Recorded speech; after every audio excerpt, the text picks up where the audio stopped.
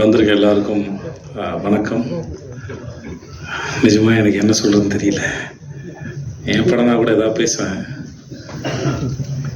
நான் பெற்ற பிள்ளையை பற்றி என்ன பேசுன்னு தெரியல.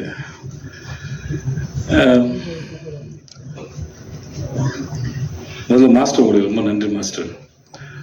இது இது எங்கே ஆரம்பிச்சதே தெரியல. 2019 எனக்கு கதை சொன்னார்.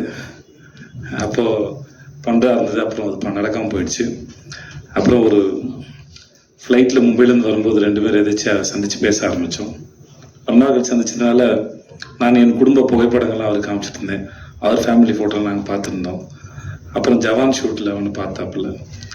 மகாராஜில் எனக்காக வந்து ஒர்க் பண்ணி கொடுங்கணும். எந்த இடத்துல அவனுக்கு பிடிச்சதுன்னு தெரியல. எனக்கு கதை சொல்லும்போது கதை ரொம்ப நல்லா இருந்தது. சரி, என் வீட்லேயும் அந்த வயசில் ஒரு பையன் இருக்கானே, இவர் எது சொல்லவே இல்லையே அப்படின்னு நினச்சேன். சரி ஓகே அப்படின்னு விட்டு நான் அப்புறம் செட்டில் வச்சு தான் சொன்னார், உங்கள் பையன் கரெக்டாக இருப்பான்னு நினைக்கிறேன்னு. எனக்கு ஒரு மாதிரி சந்தோஷமும் இருந்தது, ஆனால் பயமும் இருந்தது. ஏன்னா அது அவன் எப்படி பண்ண போகிறானோ, இல்லை அப்போ தான் காலேஜ் படிச்சுட்டு இருந்தான், அப்போ தான் சேர்ந்துருந்தான். இப்படி எதுவாக இருந்தாலும் எனக்கு என் பையனுடைய முடிவுகளை அவனே எடுக்கணும் தான் நான் விரும்பினேன். நான் அது இன்னும் அவருக்கு ஒரு 14 வயசு இருக்கும்போது சின்பாத் படம் அடிக்கும்போது, இப்போ ஏர்போர்ட்டில் மற்ற இடங்கள்லாம் அவனையே பழக விட்டேன். அவனே வந்து சொன்னான், அப்போ நான் இன்னும் வளரலை, என்னை தனியாக விடாது அப்படின்னு அவனே வந்து என்கிட்ட சொன்னான். இல்லைடா அது பழகிடும் நான் நினச்சேன். ஏன்னா எங்கள் அப்பா என்னை அப்படி தான் வளர்த்தாரு. ஸோ அதனால் அது ஹெரிட்டரியாக வர ப்ராப்ளம்னு நினைக்கிறேன் நான். ஸோ இந்த விஷயத்த அவனே ஹேண்டில் பண்ணலான்னு நினச்சேன். ஸோ அவனும் கதை கேட்டான், மாஸ்டர் சொன்னாங்க, ரொம்ப பிடிச்சிருந்தாங்க. இப்படி தான் அது ஆரம்பிச்சது. மற்றபடி அதுக்கப்புறம் நாங்கள் 2 பேர் எதுவும் படத்தை பற்றி பெருசாக பேசிக்கல. ஏன்னா நிறையா பிறந்ததும் நிறையா பேசியிருக்கோம், வாழ்க்கையை பற்றி பேசியிருக்கோம், படிப்பை பற்றி பேசியிருக்கோம், நிறையா பேசியிருக்கோம் 2 பேரும். நான், என் பொண்ணு, என் பொண்டாட்டி. சில சமயம் எங்கள் வீட்டில் உட்காந்து பேசுறது வந்து 1 மணி நேரம் கான்வர்சேஷனாக ஓடும். என்னுடைய நான் நடித்த வேலை பார்த்த அனுபவங்களை உட்காந்து வீட்டில் பேசுவேன் நான். சில சமயம் வந்து சில சீன் பண்ணது, அதோட எக்ஸ்பீரியன்ஸ் ரொம்ப நல்லாயிருக்கும், ஒரு ஐடியா வந்தது நல்லாயிருக்கும். அது நான் என் குழந்தைங்களோட பகிர்ந்துக்க ஆசைப்படுவேன். ஏன்னா என் தொழில் சினிமா தான், நாங்கள் தான் வேலை பார்க்குறேன்.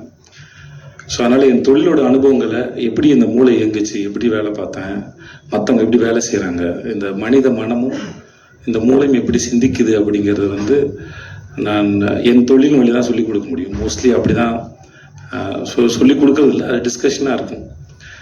சொல்லுவேன் நான், எனக்கு பொண்டாட்டி பிள்ளைங்க இருக்குது, வேலை இருக்குது, கடன் சுமைகள் இருக்குது, அப்புறம் பாதுகாப்பு சார்ந்து நிறையா சிந்திக்க வேண்டியது இருக்குது. ஆனால் குழந்தைகளாக இருக்க உங்களுக்கு எந்த பாரமும் இல்லை. அதனால் நான் பேசுகிற கருத்துக்களை கேட்டு உங்களுக்கு ஏதாவது கருத்து இருந்தால் கூட என்கிட்ட பகிர்ந்துக்கோங்க, அது எனக்கும் உதவியாக இருக்கும் அப்படின்னு ஒரு ஜனநாயக முறையில் தான் டிஸ்கஷன் இருக்கும் மோஸ்ட்லி.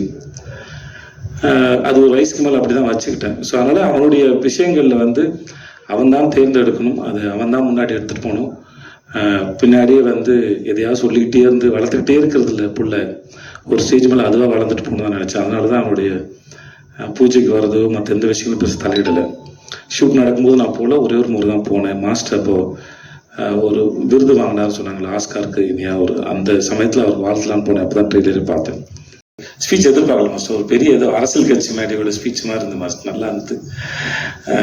டிடி தேவதர்ஷினி, நான் உங்களுக்கு தெரியும், நான் உங்களோட பெரிய ஃபேன். உங்களுக்கும் சரி, உங்கள் வீட்டுக்காருக்கும் சரி, நீங்கள் 2 பேரும் அற்புதமான ஆக்டர்ஸும் சரி, மனிதர்களும் சரி. அது பெரிய வார்த்தை. நீங்கள் வந்து உங்கள் பிள்ளையா பார்த்து அதை வாழ்த்து சொன்னது. இந்த படம் பார்த்தபோது உங்களுடைய பெர்ஃபார்மன்ஸ் நினைக்கிறேன், உங்களுக்கு பேசலாம் நினைக்கிறேன், சேத்தன் சாப்பிட பேசலாம் தெரியல. நீங்கள் ரொம்ப பிரமாதம், எந்த கேரக்டர் எடுத்து பண்ணாலும் சரி, அது ரொம்ப பிரமாதம். அம்மா எனக்கு உங்கள் பேர் தெரியாது, ஆனால் அந்த படத்தில் சில காட்சிகள்லாம் வந்து உங்களோட எக்ஸ்பிரஷன் வந்து ரொம்ப பிரமாதமாக இருந்தது. நான் மாஸ்டருக்கு நான் சொன்னேன், நான் அது அவ்வளோ சர்ப்ரைசிங்காக இருந்தது. உங்களுடைய படங்கள்லாம் நீங்கள் பண்ணுறது ரொம்பவே நல்லா இருந்தது. ப்ளீஸ் உட்காருங்க. அபி உட்கார, அபி அதெல்லாம் உட்காரு. நான் அவளை குழந்தையிலேருந்து பார்த்துட்ருக்கேன். தர்மபுரியில் எனக்கு அக்கா பொண்ணை நடித்தா, இப்போ என் கூட வெப் சீரிஸ் நடிக்கிறா. அவருடைய வளர்ச்சி எனக்கு ரொம்ப சந்தோஷத்தை கொடுக்குது. எனக்கு உங்கள் பேரும் தெரியாதுமா, வாழ்த்துக்கள், உங்களுக்கு என்னுடைய வாழ்த்துக்கள். சக்தி, எல்லாரும் ஒருத்தர், விவேகா சார், சிவா சார், உங்கள் எல்லாருக்குமே என்னுடைய மிகப்பெரிய மனமார்ந்த நன்றி. வந்த உங்களுக்கும் நன்றி. பாண்டராஜ் சார் உங்களுக்கும் நன்றி சார். வினோத் சார் உங்களுக்கும் நன்றி. எனக்கு வேறு என்ன சொல்கிறதுன்னு தெரியல. படம் நல்லா வந்திருக்கு. என் குழந்தைக்கு இப்படி ஒரு அனுபவம் கிடைச்சதுக்கும் முதல்ல அவனை ஸ்கூலில் சேர்க்கும்போது எனக்கு ஒரு மாதிரி அப்படின்னு இருந்தது. இப்போ அந்த மாதிரி தான் நம்ம குழந்தை இந்த உலகத்தில் ஒரு கால் எடுத்து வைக்கும்போது ஒரு நர்வஸ்னஸ் இருக்கும். பக்கத்தில் க்ரீன் பார்க்கில் என்னுடைய முதல் படத்தோட ஆடியோ லான்ச் நடந்தது. அப்போ ஒரு மாதிரி ரொம்ப படபடன்னு இருந்தேன் நான். இப்போ அதை விட பல மடங்கு படபடன்னு இருக்கேன். பட் ஆனால் ரொம்ப சந்தோஷமாக இருக்கேன். ரொம்ப நன்றி வந்தவங்க அத்தனைக்கும் இந்த நாளுக்கு press and our chief guest எல்லாருக்குமே ரொம்ப நன்றி. ரொம்ப டைம் ஆகிடுச்சு, மன்னிச்சிக்கோங்க. ப்ரெஸ்லாம் ரொம்ப டயர்டாக இருக்கீங்க. இந்த ஸ்டேஜை நான் எல்லாருக்கும் தேங்க்யூ சொல்லிக்க மட்டும் சொல்கிறேன். ஏன்னா இந்த 2 years ஆஃப் ப்ராசஸ் எப்படி ஆரம்பிச்சது, ஒரு கான்ட்ரவர்சிஸ், அதுக்கப்புறம் ஷூட்டிங், அதுக்கப்புறம் நடந்த பிரச்சனைகள், படம் ரிலீஸ் ஆகும் ஒரு பெரிய போன கேப்பு, இது எல்லாமே ஒவ்வொன்றுத்துலேயும் ஒன்று கற்றுக்கிட்டு ஒவ்வொன்றத்தையும் லெசனாக எடுத்துக்கிட்டு அது போகிறதுல எனக்கு ரொம்ப சந்தோஷமாக இருந்துச்சு. இன்றைக்கி நான் இந்த இடத்துல நிற்கிறேன்னா இந்த ப்ரெஸ்ஸும் என் கூட நடிச்ச co artist and my family and my friends இவங்களால தான் நான் இன்றைக்கி இந்த இடத்துல நிற்கிறேன். And I'm bit emotional. நான் இன்னும் 4 நாளில் படம் ரிலீஸ், 8 நாளில் படம் ரிலீஸு. அண்ட் என்னோட co artist Devadarshini ma'am, Sampath sir and Harish Uthaman sir, Muthukumaran அண்ணன். எனக்கு ஒவ்வொரு சீனுமே நான் எங்கேயாவது எப்பயுமே வீக்கராக ஃபீல் பண்ணுவேன். ஏன்னா அந்த கான்ட்ரவர்சி நடந்ததுக்கப்புறமே எனக்கு ஒரு மாதிரி இருக்கும், இந்த படம் பண்ணுறோமேடா நம்மளால ஸ்ட்ராங்காக பண்ணிட முடியுமா, என்னடா இது அப்படின்னு ஒன்று இருக்கும். பட் ஒவ்வொரு இடத்துலையும் அந்த மாதிரி உள்ளே ஃபீல் பண்ணுறப்போ யார்கிட்டையும் சொல்ல முடியாது. ஏன்னா நம்ம வீக்கராக ஃபீலாக தெரிஞ்சிருமோன்னு ஒரு பயம். ஆனால் அதெல்லாம் அவங்க புரிஞ்சுக்கிட்டு என் கூட ஒவ்வொரு இடத்துலையும் ஒவ்வொரு சீன்லையும் என் கூட பில்லராக இருந்தவங்க எல்லாருக்குமே ரொம்ப பெரிய நன்றி. இந்த ஸ்டேஜ் இந்த லைஃப்பில் நான் இந்த இடத்துக்கு வர்றதுக்கு எங்கள் அப்பா அம்மா ரொம்ப காரணம். அண்ட் எஸ்பெஷலி எங்கள் அப்பா இஸ் நோ மோர். அவர் மேலேருந்து ஆசீர்வாதம் பண்ணுறாரு, கண்டிப்பாக நம்புகிறேன். அதே மாதிரி இந்த ஸ்டேஜை நான் தனியாக ஷேர் பண்ணிக்க விரும்பலை. ஏன்னா என் ஒய்ஃப் ராஜலக்ஷ்மி அவங்க இல்லைன்னா இந்த ஃபீலிங்ஸ் கிடையாது. So I want to share the stage with her. Please come. Producer, இந்த மாதிரி டெக்னீஷியன்ஸ் நிறைய பேர் முன்னுக்கு வந்திருக்கோம்.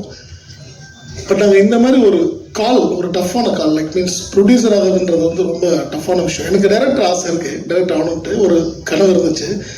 என் கனவை மெய்ப்படுத்தி கொடுக்கறதுக்கு ஒருத்தர் வேணும் இல்லையா? அது கடவுளுக்கு அடுத்து யாருன்னா இவங்க தான். ஏன்னா இவங்க இந்த தைரியம் கொடுத்து என்னை மோட்டிவேட் பண்ணி yes we can do it. ஏன்னா நீங்கள் நிறைய படமும் பண்ணிக்கிட்டு இருக்கீங்க, அதே நேரத்தில் டைரக்ட் பண்ண ஆசைப்படுறீங்க, நார்க்கே வாங்க பண்ணலாம் அப்படின்னு சொல்லிட்டு அந்த ஃபினான்ஷியலெல்லாம் ஒரு பிளான் பண்ணி இந்த படத்தை இவ்வளோ பெரிய படமாக இங்கே கொண்டு வந்த ஸ்டேஜில் நிப்பாட்டுறதுக்கு ஒன் ஆஃப் த ஃபர்ஸ்ட் இவங்க மட்டும் தான் காரணம். அதனால் லைக் நிறைய படம் நான் பண்ணியிருக்கேன். மாஸ்டராக நிறைய பேர் கூட ஃபைட் பண்ணியிருக்கோம், நிறைய கமர்ஷியலாக நிறைய ஃபைட் எடுத்திருக்கோம். பட் இந்த படம் நான் எடுத்துக்கிட்ட ஒரு ஜானரே ரொம்ப ஒரு டஃப்பான ஜானர். நான் எனக்கே வச்சுக்கிட்ட ஒரு சேலஞ்சு தான் அது. அந்த சேலஞ்சை நான் மட்டுமே நிறைவேற்ற முடியாது. சூர்யா மாதிரி ஒரு ஹீரோ கண்டிப்பாக அதுக்கு தேவை.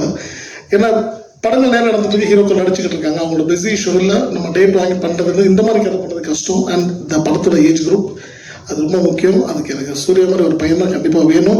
அண்ட் நான் ஒரு 1.5 வருஷம் இந்த படத்துக்கான வருத்திக்கிட்டதை நான் எவ்ரிடே பார்த்துருக்கேன். அவனை பார்த்தது என்ன மாதிரி இருக்க பல ஃபைட்டர்ஸை நான் எங்களோட ஸ்டார்டிங் ஏஜில் பார்த்தேன். ஏன்னா நாங்களோட ப்ராக்டிஸ் அப்படி தான் இருக்கும். 7-8 வருஷம் நாங்கள் ப்ராக்டிஸ் பண்ணோம், விழுந்து கற்றுக்கிட்டு நாங்கள் ரெடி ஆன அப்புறம் தான் எங்களுக்கு யூனியனில் கூப்பிட்டு டெஸ்ட்டு வச்சு அவன் இதுக்கு கேப்பபிளான ஃபஸ்ட்டு டெஸ்ட் பண்ணுவாங்க. டெஸ்ட் பண்ண அப்புறம் தான் உள்ளே சேர்ப்பாங்க. ஸோ அந்த மாதிரி இவனை ஹீரோவை உள்ளே கொண்டு வரதுக்கு முன்னாடி அந்த 1.5 வருஷம் ட்ரெயின் பண்ணி தான் உள்ளே கொண்டு வந்திருக்கேன். And is capable for that now. இந்த படத்தின் மூலிமா எல்லாரும் கூடி சீக்கிரம் பார்க்க போகிறீங்க.